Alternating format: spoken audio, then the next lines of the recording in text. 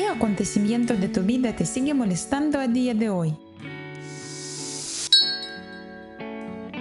Ya he contado esta historia antes, pero viene al caso. Fui a montar en quad con un hombre en nuestra segunda cita.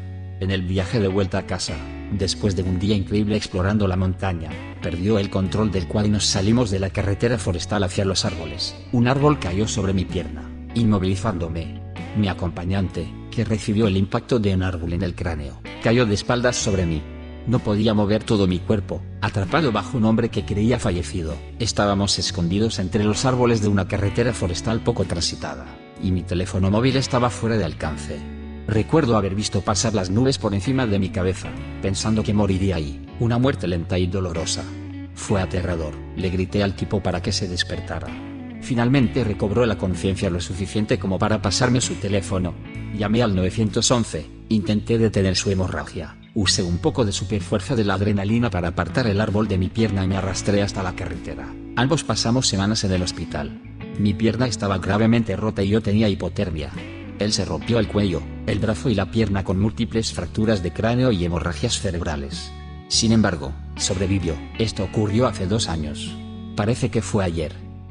Suena totalmente aterrador. ¿Hubo una tercera cita? Me quedé con él durante más de 1 año mientras nos curábamos. Me uní a él por nuestro trauma compartido. En cuanto nos mudamos, empezaron los abusos. Ahora estoy a salvo y él ha sido arrestado. Eso apesta. Me pregunto cuánto de eso se debió a las hemorragias cerebrales. No es una historia poco común.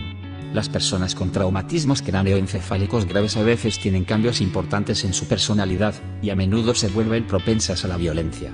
Causa algunos cambios serios en la química del cerebro que todavía no entendemos completamente. Esto no justifica que sean personas horribles, y no significa que otras personas no merezcan algo mejor de lo que están recibiendo. Solo lo digo para señalar la miauda de situación que es para todos los implicados. También es un punto importante para prohibir los deportes de contacto para los niños pequeños. Las conmociones cerebrales a temprana edad pueden tener efectos drásticos en las personalidades en desarrollo. Cuando era niño, recibí una invitación para una fiesta de cumpleaños. Estaba escrita a mano y me la dio el niño que cumplía años. Cuando llegué ahí, fingió no recordar haberme invitado y me pidió ver la invitación. Negó haberla escrito delante de muchos de mis compañeros, y dijo que me había invitado yo mismo. Estaba tan enfadado que quise irme inmediatamente, pero mi madre ya se había ido. Así que le expliqué lo sucedido a su madre para que me llevara. Por suerte, su madre reconoció su letra y estaba claramente enfadada con su hijo por ser un abusón, así que me dio unos Lamingtons y un refresco, y me dijo que podía ir a jugar a los videojuegos solo hasta que mi madre me recogiera. Ese fue el día en que descubrí que ninguno de mis compañeros de clase eran mis amigos. Los niños son criaturas sin fundamento. Para mi 16º cumpleaños invité a mis 7 u 8 amigos más cercanos del colegio y no vino nadie. Nadie llamó, solo me dijeron que estarían ahí y nunca aparecieron. Nunca olvidaré esa sensación de hundimiento. Acabé llamando a algunos y se sintieron tan mal que vinieron después de todo. No sé qué fue peor, que no aparecieran, o que estuvieran ahí pero no quisieran realmente. Esto fue hace media vida, y todavía me entristece. Mi padre murió hace años. La vida no ha sido la misma desde entonces. Nunca se puede sanar completamente de algo así, pero se mejora. Mi padre murió después de un combate bastante corto contra el cáncer cerebral. Era uno de los seres humanos más sanos de la historia. Tenía 60 años, nunca fumaba, nunca bebía, hacía ejercicio todos los días. Literalmente, tenía abdominales y parecía que tenía unos 40 años. Entonces, de repente, de la nada, tuvo un cáncer cerebral y se marchitó lentamente durante 5 meses. Yo solo tenía 26 años cuando sucedió. Recuerdo algo que me dijo uno de sus amigos en el funeral. Dijo que nunca se hace más fácil, solo te acostumbras. Pensé que era una cosa bastante insensible y desconsiderada, pero ahora, unos 8 años después, sigue siendo cierto. Mi hermano mayor se suicidó cuando yo tenía 10 años y él 20. Ahora tengo 42 años y he vivido su vida 2 veces. Sí que dejé de vivir más allá de su edad. Ahora tengo 6 años más que mi hermano mayor y es triste pensarlo. Estaba profundamente dormida, y de repente me despertó el sonido de fuertes murmullos entrecortados por risas. Miro, y ahí está mi marido, en una especie de trance, tarareando y riéndose en la cama. Le sacudo. No responde.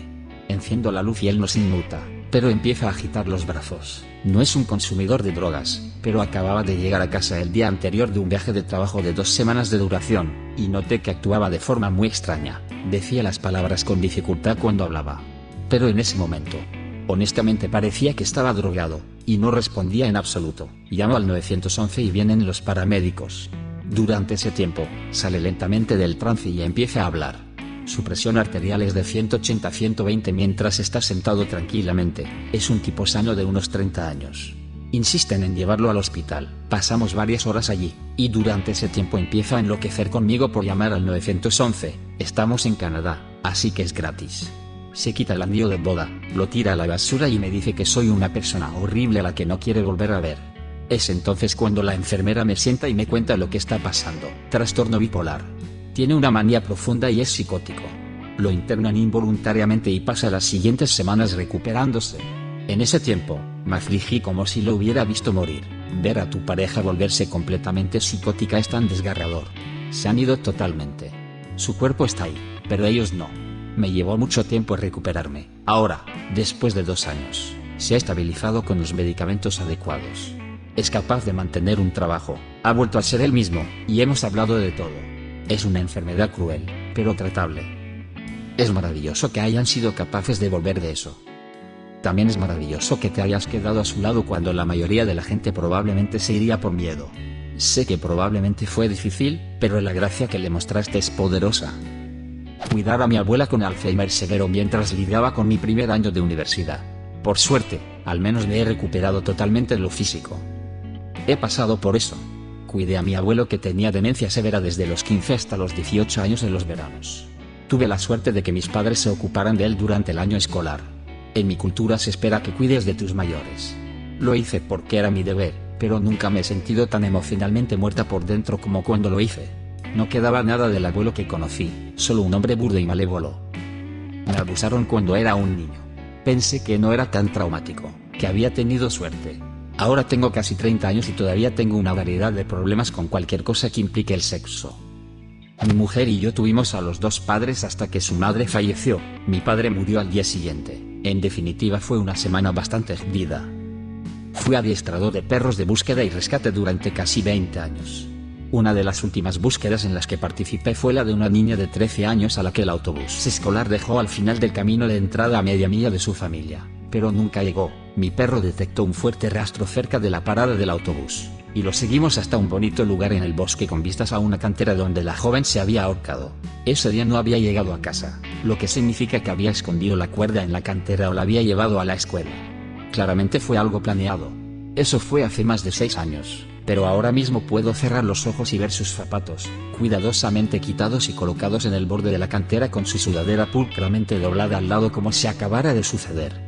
A veces sigo soñando que estoy corriendo por ese sendero. Tengo una niña que ahora tiene 3 años, y pensar en ese día me da mucho miedo. Lo mejor que puedes hacer es asegurarte de normalizar la comunicación honesta y sin consecuencias con ella. Ojalá hubiera sentido que podía hablar con mis padres de lo peor de mi depresión o de mi ideación e intento de suicidio, pero nunca tuvimos esa confianza. Por suerte para mí tenía otras cosas que me ayudaban, pero mis padres estuvieron peligrosamente cerca de ser sorprendidos por mi suicidio.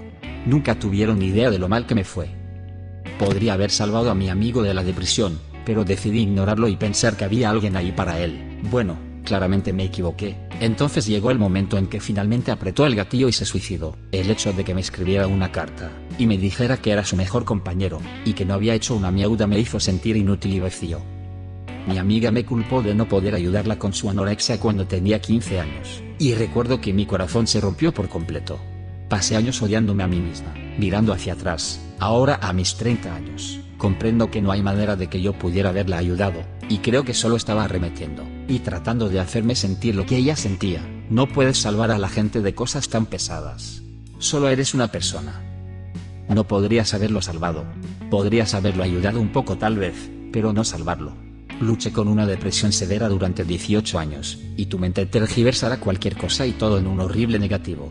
No te sientas mal por no haber hecho lo imposible.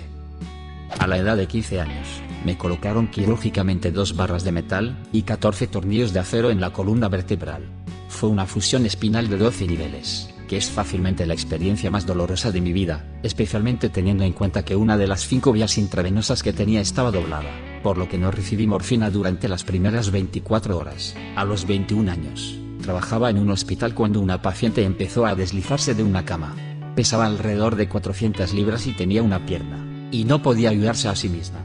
Por instinto, me lancé a coger la parte superior de su cuerpo. Una varilla de acero y un tornillo se rompieron, junto con la fusión, que ahora es tejido óseo sólido.